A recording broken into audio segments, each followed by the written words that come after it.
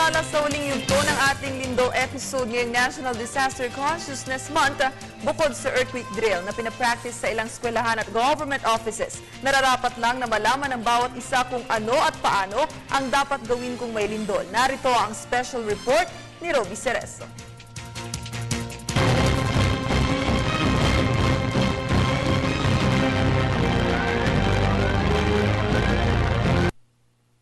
Laging tandaan na ang susi sa mabisang plano laban sa kalamidad ay ang kahandaan.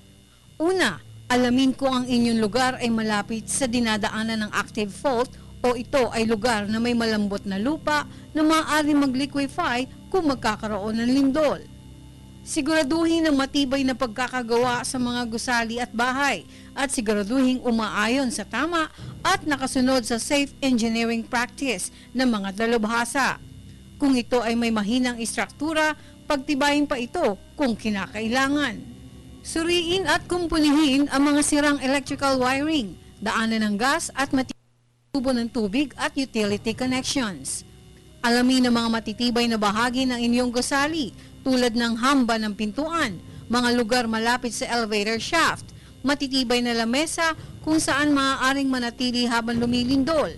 Matutong gumamit ng fire extinguisher, mga first aid kit, mga alarmang panligtas at alamin ang kinaroroonan ng mga emergency exits.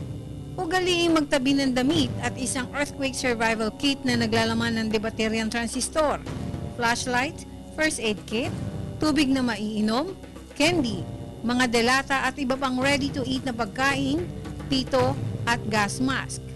At kung kayo naman ay inabutan ng di inaasahang lindol at nasa loob ng inyong bahay o gusali, manatiling nasa loob kung hindi agad makakalabas.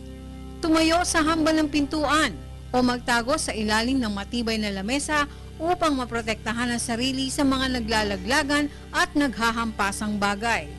Kung nasa isang gusali, lumakad ng mabilis at hanapin ang pinakaligtas na daanan. Gumamit ng hagdan pa ibaba at huwag gumamit ng elevator. Kung nasa labas, ang ligtas at bukas na lugar. Lumayo sa mga poste ng kuryente, pader at iba pang infrastruktura na maaaring bumagsak o matumba. Huwag manatili sa gusaling may mga salaming mababasag. Kung nagmamaneho, itabi at ihinto ang sasakyan. Huwag magtangkang tumawid sa tulay o overpass.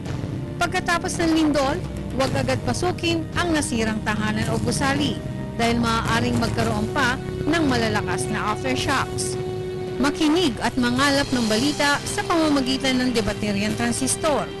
Iwasan rin na gumamit ng sasakyan para makiusyoso sa mga napinsalang lugar. Kailangan ng maluwag na kalsada para sa mabilis na rescue operations ng mga otoridad. At kung kailangan lisanin ng tahanan, mag-iwan ng mensahe kung saan nakasaad ang lugar na patutunguhan. Dalhin niyo ang gamit pang kaligtasang panglindol na naglalaman ng mahahalagang bagay para sa inyong proteksyon at kaginhawaan.